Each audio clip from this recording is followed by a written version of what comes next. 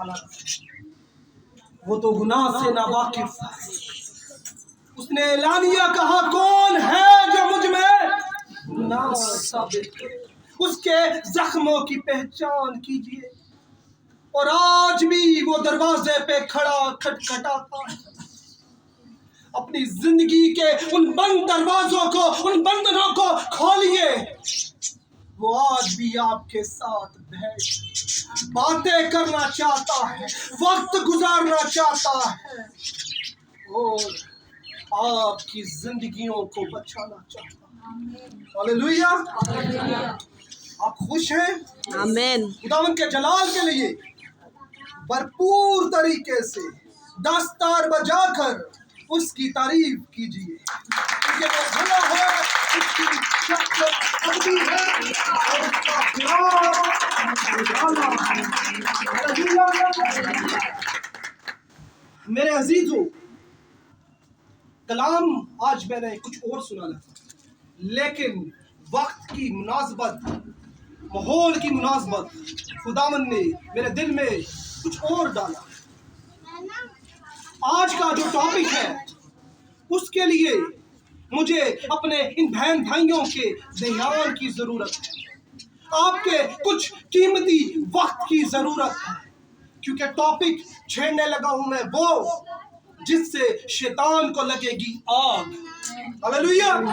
और आज आपने इस कलाम को सीखकर शैतान को अपने पैरों के नीचे कुचलना है। हालेलुया।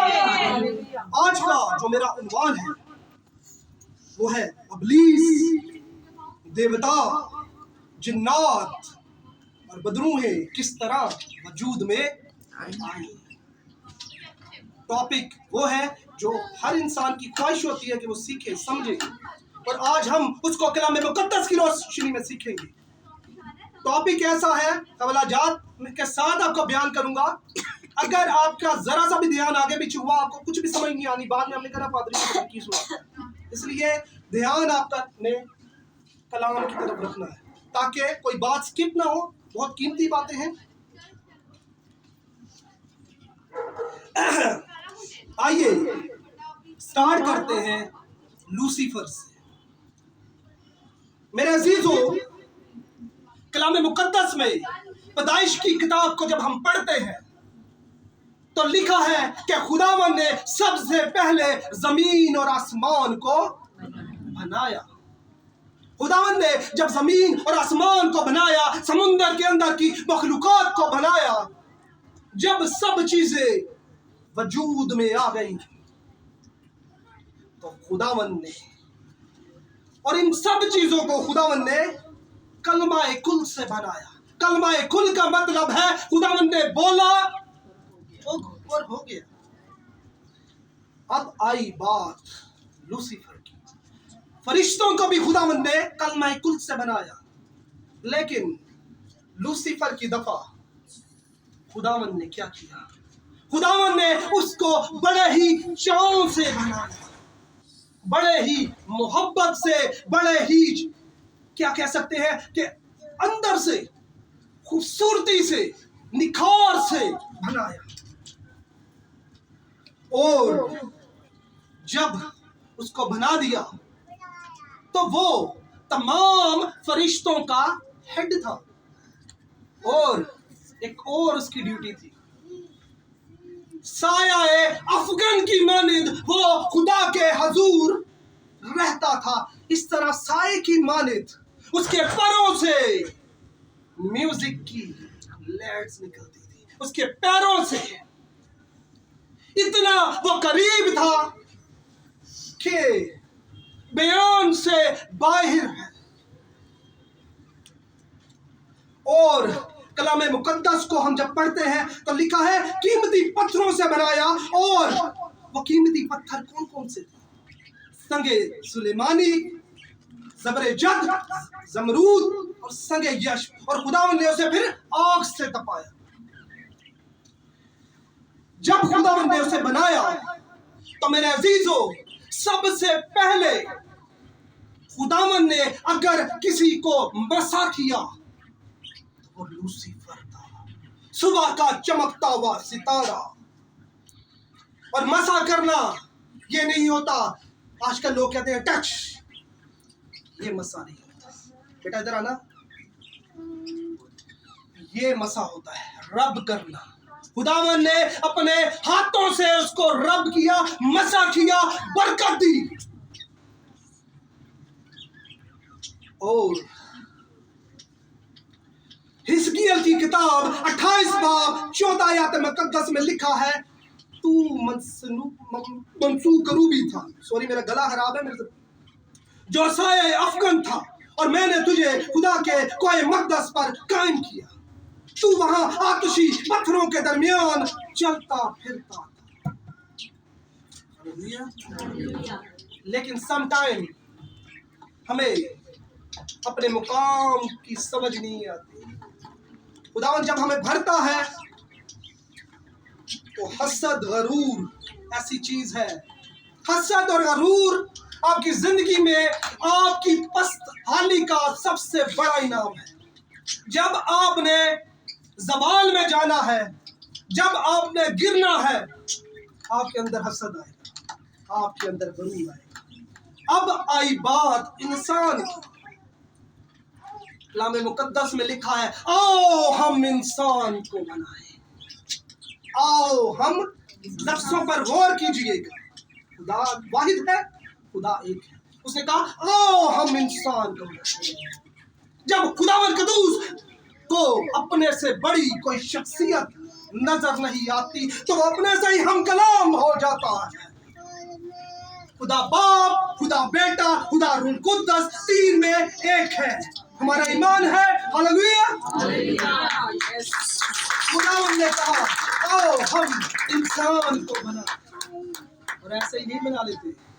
खुदावंद ने कहा आओ हम इंसान को अपनी मानिद, अपनी शबीह पर बना दे, और मट्टी से। और जब खुदावंद ने इंसान को बनाया तो उसके नथनों में अपना दम फूंका। लूसीफर उस चमकते सितारे से बर्दाश्त न हुआ। उसने कहा ये क्या कर दिया तूने मुझसे मशवरा। मैं ये आपको तारीख से हर बात कलाम मुकद्दस में लिखी नहीं होती।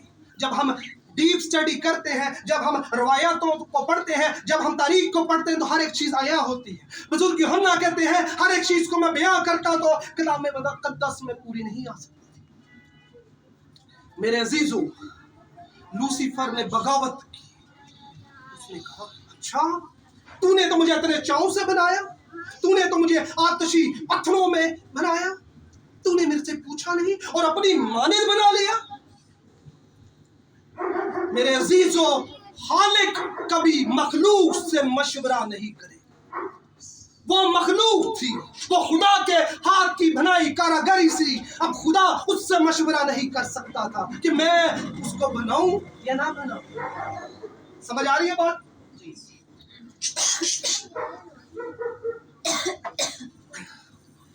अब लूसीफर ने बगावत शुरू कर दी।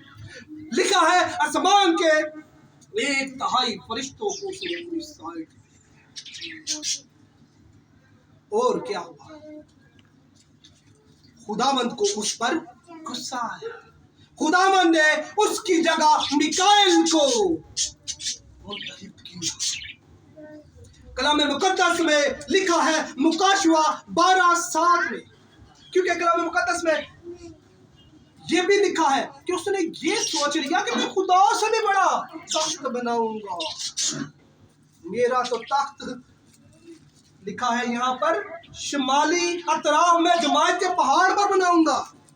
बातें ही लग। उसने कहा खुदा का छोड़े इससे भी ऊपर बना दूंगा। खुदावंद ने मिकाइल को चुना और मुकाशवा 12:7 में लिखा है फिर आसमान पर लड़ाई हुई। मिकाइल और उसके फरिश्ते अज़दहा से लड़ने को निकले और अज़दहा और उसके फरिश्ते इनसे लड़े। तो गालिब किसने आना था? खुदा। मेरे बादशाहों के बादशाह यीशु अल-मसीह ने, मिकाइल ने उस जंग को फतह किया, क्योंकि बादशाहों का बादशाह यहूदा का शेर बब्बर उसके साथ था। कलाम मुकद्दस में यसाया 14 उसकी 12 से 18 आयत मुकद्दस पूरी आयत को नहीं मैं पढ़ूंगा, टाइम शॉर्ट है, इसको मैंने आपको प्रॉपर तरीके से एक्सप्लेन करना चाहता हूँ, इसलिए मैं चाह रहा हूँ कि मैं इसको जितनी जल्दी इसको लिखा है। आए सुबह के सितारे क्यों कर तू आसमान से गिरा, आए कौमों को पस्त करने वाले तो क्यों कर जमीन पर टिका गया। तू तो अपने दिल में कहता था मैं आसमान पर चढ़ जाऊंगा, मैं अपने तख्त को खुदा के सितारों से भी ऊंचा कर लूंगा, मैं शुमाली अतराह में जमायत के पहाड़ पर बैठूंगा। तो क्या हुआ उसके साथ? जमीन पर उसे गिरा दिया गया और जमीन उसके सबब से लानती हुई। मेरे अजीजों, हमें बहुत ही हर वक्त खुदावन के खौफ को, डर को अपने अंदर रखना है, क्योंकि जब वो गिराया गया, कलाम मुकद्दस फरमाता है वो ग़ज़बनाक हो गया। यहां से इब्लीस यानी कि लूसीफर, पुराना सांप गिराया गया और उसके साथ के फरिश्ते भी गिफ्ट के तौर पर उसने, क्योंकि खुदावन से बगावत की, तो वो गिरा दिए गए।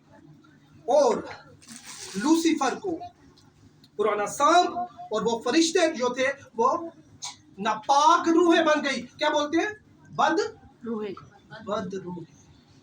यहां तक क्लियर हुआ? आगे मैं आपको समझाने की कोशिश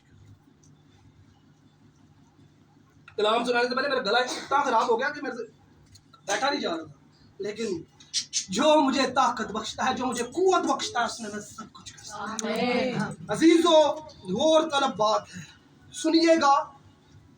अगर जिंदगी में आ गई तो आपकी जिंदगी बदल जाएगी। मुकाशवा 12:9 में लिखा है, और वो बड़ा अज़हा यानी कि वही पुराना सांप जो इब्लीस और शैतान कहलाता है और सारे जहां को गुमराह कर देता है, जमीन पर गिरा दिया गया और उसके फरिश्ते भी इसके साथ। मेरे अजीजों,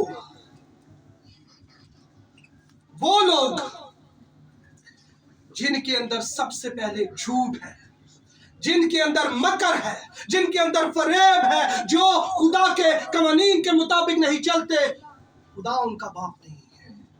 मैं नहीं कहता, माफ कीजिएगा। यूहन्ना रसूल की मार्फत लिखा हुआ 8 बाब उसकी 44 आयत में लिखा है, तुम अपने बाप इब्लीस से हो। गौर से सुनिएगा, तुम अपने बाप इब्लीस से हो और अपने बाप की ख्वाहिशों को पूरा करना चाहते हो। वो शुरू ही से खूनी है और सच्चाई पर कायम नहीं रहा, क्योंकि उसमें सच्चाई है नहीं। जब वो झूठ बोलता है तो अपने से ही कहता है, क्योंकि वो झूठा है, बल्कि झूठों का बाप है। जो लोग अपने अंदर ये आदत रखते हैं, आज से अपनी जिंदगी को झूठ से दूर कर लें, क्योंकि झूठों का बाप इब्लीस है। गौर तलब बात है। आगे बदरूहें, इब्लीस क्लियर हो गया। आगे सीखते हैं।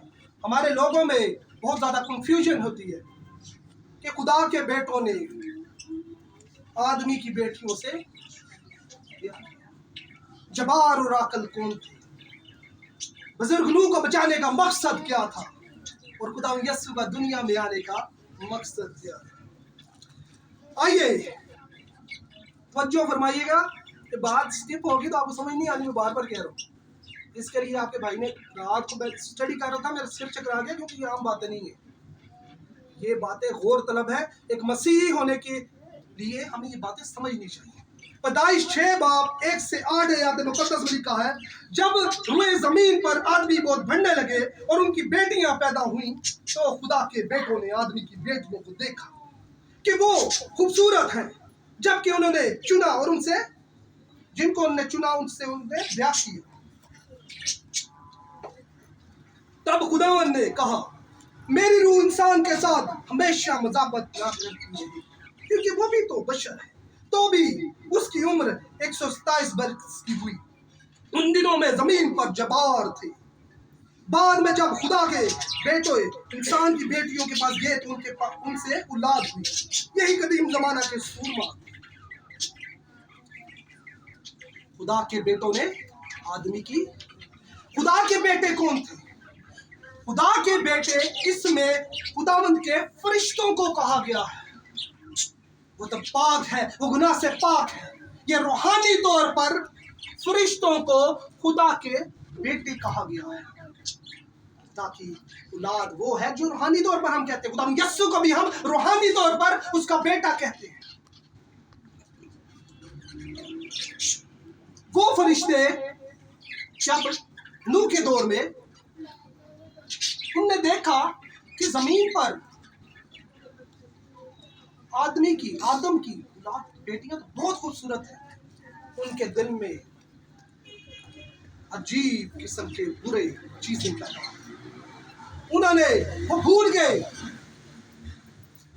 इनडायरेक्टली हम यह कह सकते हैं कि शैतान ने, जो लूसीफर था, उनने उनको गुमराह कर दिया। उनने सोचा हम अपनी अपनी मर्जी की लड़की को देखते हैं, उससे ब्याह कर लेते हैं। आगे क्या लिखा है? यहूदा का आम हद, उसका पहला बाब 1 से 6 आयत मुकद्दस में। और जब उन फरिश्तों ने अपनी हुकूमत को कायम न रखा बल्कि अपने खास मुकाम को छोड़ दिया, तो उनको उसने दायमी कैद में तारीकी के अंदर रोजे अजीम की अदालत तक रखा है। समझ आ रही है बात? और तलब है। जब उन फरिश्तों ने आदमी की बेटियों से ब्याह किया, तो उनसे नस्ल पैदा हुई, और वो नस्ल जबार कहलाई। 6 उंगलियां, 6 पैरों की उंगलियां, बड़े बड़े जाति जूलियत भी उसी नस्ल में से था। जब गुनाह हद से बढ़ गया, जब उनसे वो औलाद पैदा हुई, तो आगे जो जबार पैदा हुए, फरिश्तों की औलाद से जो जबार कहलाई, वो जो पैदा हुए, उनसे अफसाइश नहीं हो सकती। लेकिन कलाम मुकद्दस में लिखा है कि वो आकिल थे। आकिल मतलब दानिशमंद, ज़हीन भी उनके लिए छोटा लफ्ज है, इतने समझदार। तारीख बताती है, रवायत बताती है, उनने एक्सपेरिमेंट करना शुरू कर दिया। अपना डीएनए लेकर जानवरों के डीएनए से मैच करना शुरू कर दिया। और क्या हुआ? उनकी ये तजर्बा, उनका ये एक्सपेरिमेंट उनका काम। और जो आगे उनसे नस्लें पैदा हुई, फॉर एग्जाम्पल, उनने अगर किसी बांदर के साथ डीएनए को किया, आगे से उस नुमा, आधे इंसान टाइप फरिश्ते नुमा, आधे इसी तरह उनने मुख्तलिफ जानवरों से ये एक्सपेरिमेंट किया, तो इस तरह की नस्लें पैदा हुई। तो कलाम मुकद्दस में लिखा है कि खुदावन को उन पर कहर आया। खुदावन ने बुजुर्ग नूह के वसीला से क्या किया? उनको पैगाम पहुंचाया, जो बाकी लोग बचे हुए थे, कि अभी भी बाज आ जाओ। तो लोग कहते हैं ये पागल है, ये बुजुर्ग हो गया है, ये एवं ही साढ़े अल्फाज के अंदर गोलियां मार रहे। खुदावन ने कहा ठीक है, नहीं सुनते तो कोई बात नहीं। अब चूंकि वो एक्सपेरिमेंट हो गए थे, कुछ जबार पैदा हो गए थे, वो जो कलाई देवता, ये जो चीजें पैदा हुई थी ना, ये कहलाई देवता, क्योंकि आधे धड़ जानवरों की माने, आधे उनकी फरिश्तों की, यानी कि इंसानों की माने। खुदावन को उन पर कहर आया। खुदावन ने बुजुर्ग नूह से कहा कि इनको समझाओ, लेकिन वो नहीं समझे। खुदावन ने बुजुर्ग नूह से कहा कश्ती को बना, मैं इनको गर्क करने लगा हूँ, पानी के साथ इनको हलाक करने लगा। उसने खुदावन की कलाम मुकद्दस में लिखा है, बुजुर्ग नूह मत रास्तबाज और दुनिया में बेऐब था। खुदावन को बेऐब इंसान की जरूरत है। अगर वो इसी तरह बेऐब, क्योंकि वो लोग बेऐब नहीं थे, उनके अंदर कुछ और तरीके से नस्लें निकली, खुदावन को बेऐब बनना चाहिए था। इसलिए खुदावन ने कलाम मुकद्दस में बताया, हनूक जबकि 7वीं पुश्त था, खुदावन ने उसको उठा लिया, पीछे नूह बच गया। नूह से क्या हुआ? खुदावन ने उससे कहा अपनी औलाद को ले और कश्ती में हो जा। जब वो हो गया, तो दरवाजा किसने बंद किया? नूह ने दरवाजा नहीं बंद किया, दरवाजा मेरे खुदावन ने बंद किया। कलाम मुकद्दस में लिखा है कि वो दरवाजा खुदा ने खुद बंद किया, क्योंकि लिखा है कि नूह के साथ खुदा था। हालेलुया। लेकिन कुछ एक्सपेरिमेंट कलाम मुकद्दस में आता है, कुछ जोड़े उन जानवरों के पेयर्स के बुजुर्ग नूह ने खुद रखे, और कुछ कलाम मुकद्दस में लिखा है चल कर आए। जो चल के आए उनमें कुछ के साथ एक्सपेरिमेंट हो चुके थे।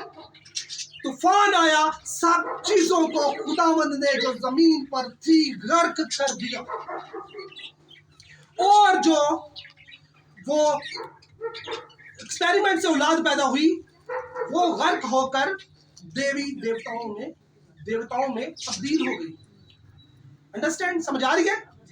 और कलाम मुकद्दस में लिखा है, और जिन फरिश्तों ने अपनी हुकूमत को कायम न रखा बल्कि हाज मुकाम को छोड़ दिया, और उनको उसने दायमी कैद में तारीख के अंदर रोज़े अज़ीम की अदालत में रखा है। और वो फरिश्ते जिन्होंने ये काम किया और अपनी मर्जी से, खुदावंद की मर्जी से नहीं, उसने अपनी मर्जी से इस काम को चुना, अपनी हुकूमत को छोड़ा, अपने हाज मुकाम को छोड़ा। कलाम मुकद्दस फरमाता है खुदावंद ने रोज़े अज़ीम की अदालत तक उनको किधर रखा है?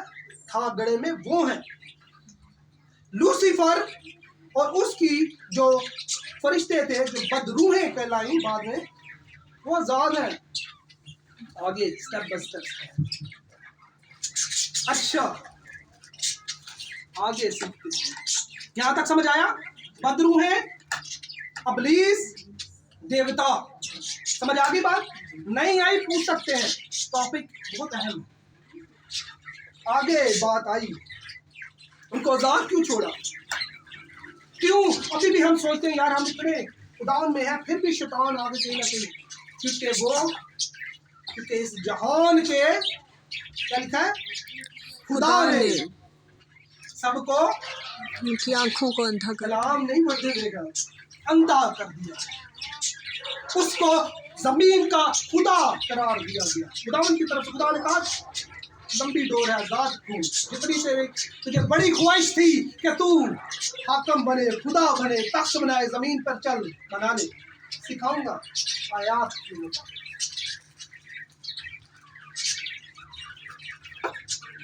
जब तूफान खत्म हो गया, सब कुछ गर्क हो गया, तो कुछ जो नस्लें, जो पेड़ से एक्सपेरिमेंट हुए थे, उनसे फिर से नस्लें पैदा जो उनने की हुई थी। कुछ चल कर आई और कुछ बुजुर्गों ने खुद जो चल कर आई उन पर एक्सपेरिमेंट हुए थे। और तरफ बात है, तवज्जो नहीं डाली। क्या हुआ?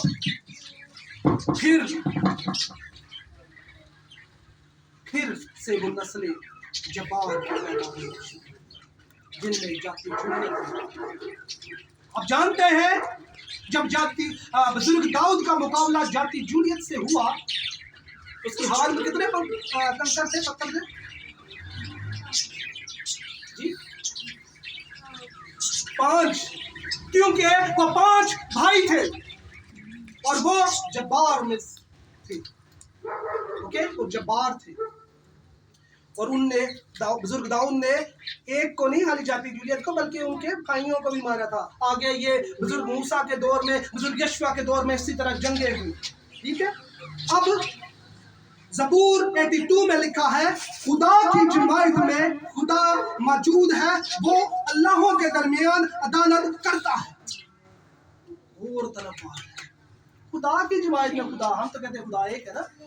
अब लिखा है कि मैं तो कह नहीं रहा, जिंदा कलाम में लिखा है, इसमें सिर्फ मैं आयात लिखता हूँ, ये ना समझिएगा देख के पढ़ लेना। ज़बूर 82:1 में लिखा है, खुदा की जमात में खुदा मौजूद है, वो अल्लाहों के दरमियान अदालत करता है। अल्लाहों के दरमियान, खुदावंदों की जमात में खुदा मौजूद है। ऐसा हुआ, अगर हम पैदाइश 11 बाब उसकी 1 से 9 आयत मुकद्दस को पढ़ते हैं तो लिखा है, और तमाम जमीन पर एक ही जबान और एक ही बोली थी, और ऐसा हुआ कि मशरिक की तरफ से सफर करते करते उनको मुल्क सफार में एक मैदान मिला और वो वहां बस गए। और उन्होंने आपस में कहा, आओ हम ईंटें बनाएं और उनको आग में खूब पकाएं, सो उन्होंने पत्थर की जगह ईंट से और चूने की जगह गारे से काम दिए। फिर वो कहने लगे, आओ हम अपने वास्ते एक शहर और एक बुर्ज जिसकी चोटी आसमान तक पहुंचे बनाए, यहाँ अपना नाम करें। उन्होंने देखिए अब तक काम नहीं होया, चलो काम शुरू करो। लाल मुकद्दस कहता है इतना बड़ा उन्होंने बुर्ज बनाता कि आसमानों से बातें कर। उन्होंने क्या उत्थे भी काम कर नहीं सके, इत्थे अपना नाम जरूर बनावांगे। और मैं एक और बात बताऊं, वो बाल कौन था? बाल इनडायरेक्टली इब्लीस को कहा जाता है। फिर वो कहने लगे, आओ हम अपने वास्ते एक शहर एक बुर्ज जिसकी चोटी आसमान तक पहुंचे बनाए, यहाँ अपना नाम करें। ऐसा ना हो कि वो हम तमाम रुई जमीन पर गंदा हो जाए। उन्होंने भी गैरत रखी कि ऐसी फिर उतना शर्मिंदा हो दोबारा ही ना शर्मिंदा हो जाइए, ऐसा नहीं, रंगा रखो। और खुदावंद इस शहर में उस बुर्ज को जिसे आदम बनाने लगे देखने को उतरा अपने जाहो जलाल के साथ। और खुदावंद ने कहा, देखो ये लोग सब एक हैं और उनकी सबों की एक ही जुबान है। वो ये करने लगे। अच्छा, खुदावंद ने देखिए कार की रेले आओ देखने हैं। खुदावंद अपने जाहो जलाल जब भी आता है अपने जाहो जलाल के साथ। खुदा ने देखिया, खुदा ने क्या, वेरी गुड। उसी से कलाम फरमाता है, खुदा ने उनकी जुबान में कलाम और लिखा है खुदा की जमात में खुदा मौजूद है गुलाहों के दरमियान। खुदा ने क्या, चलो आओ। उसे तो तुम चाह पूरा नहीं कर सकते, जमीन तक तुम्हारी चाह पूरी। कलाम मुकद्दस में लिखा है, अस्तशना 4 उसकी 39 आयत मुकद्दस। एक बात भी मैं अपने से ही नहीं कर रहा, कलाम मुकद्दस में आप नोट कर सकते हैं, घर जाके पढ़ सकते हैं। बस आज के दिन तू जान ले और इस बात को अपने दिल में जमा ले कि ऊपर आसमान में और नीचे जमीन पर खुदावंदी खुदा है, कोई दूसरा। खुदावंद ने क्या, उत्ते भी मैं वहां थले भी मैं वहां, लेकिन तुसी अपने चाह पूरे करने ने। आओ अगे लिखिए अस्तशना 32 बात, कदीम अयाम को याद करो, नस्ल दर नस्ल के बरसों पर गौर करो, अपने बाप से पूछो वो तुमको बताएगा, बुजुर्गों से सवाल करो वो तुमसे बयान करेंगे। जब हक ताला ने, गौर से सुनिएगा, जब हक ताला ने कौमों को मिरास बांटी और बनी आदम को कौमों को मिरास, कौमें केड़ी सन? वो कौम जो बाल दा बुर्ज बना दिया सन, जो इब्लीस किया सन। खुदा ने कहते लोग लदा कर, मैं अपने लोग लदा करना। कलाम च लिखे, मैं नहीं कह रहा। जब हक ताला ने कौमों को मिरास बांटी और बनी आदम को जुदा किया, तो उसने कौमों की सरहदें बनी इसराइल के शुमार के मुताबिक बनी इसराइल के मुताबिक खुदावंद ने उन तमाम लोगों को अपना अपना इलाका दे दिया। मिसाल देता हूँ, खुदावंद कदूस जब जमीन पर मुनादी कर रहे थे तो वह किश्ती से उतरे तो एक लड़का मिला जिसके अंदर लश्कर था। तो उसने कहा, तेरा मुझसे क्या काम, अभी तो मेरा वक्त नहीं आया, मुझे तो वक्त मुकर्रर पर मेरा साथ होगा। वक्त खुदावन ने उनको आजादी दे दी, एक वक्त दे दिया। अक्सर साढ़े देश आंदा खुदावन ने शुरू की शैतान को नहीं खत्म करता। खुदावन के प्लान्स को हम नहीं जान सकते, वक्त का तयन हम नहीं कर सकते, ये खुदा के हाथ में।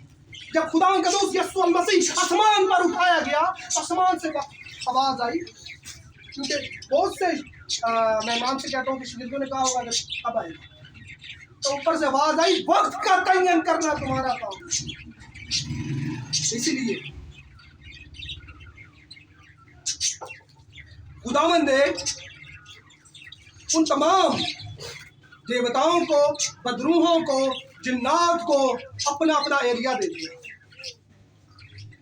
और वो एरिया कहाँ है? इस जमीन पर है, इसलिए वो जात घूम रही है। वक्त मुकर्रर पर वो खुदावंद उनका इंसाफ करेगा और अपने पैरों के नीचे कुचलेगा, क्योंकि उसका वादा है।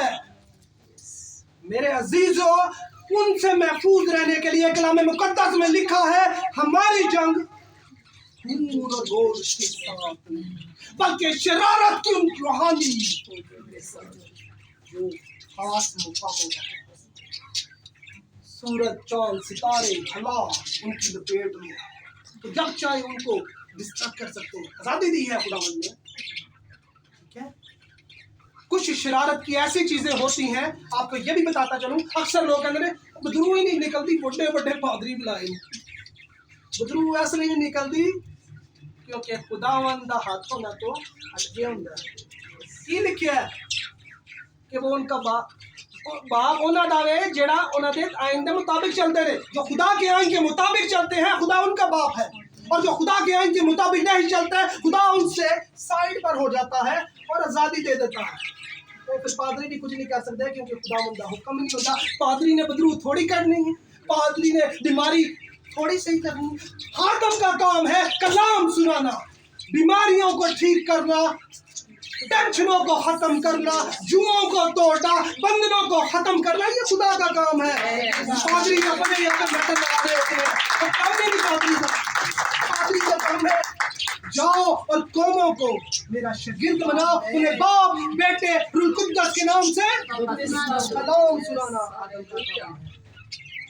शिफा देना यीशु मसीह का काम। और मेरे अजीजों, आज से तहिया कर ले कि हमारा बाप कौन सा है। सोचें, आज इस आयत को सोचिएगा जाकर। आयत कौन सी थी? इस आयत को सोचिएगा, यूहन्ना 8:44 लाजमी पढ़िए जो कर जाती है कि तुम अपने बाप इब्लीस से हो और अपने बाप की ख्वाहिशों को पूरा करना चाहते हो। वो खूनी है और सच्चाई पर कायम नहीं रहता क्योंकि उस पर सच्चाई है ही नहीं, वो झूठा है, झूठों का बाप है।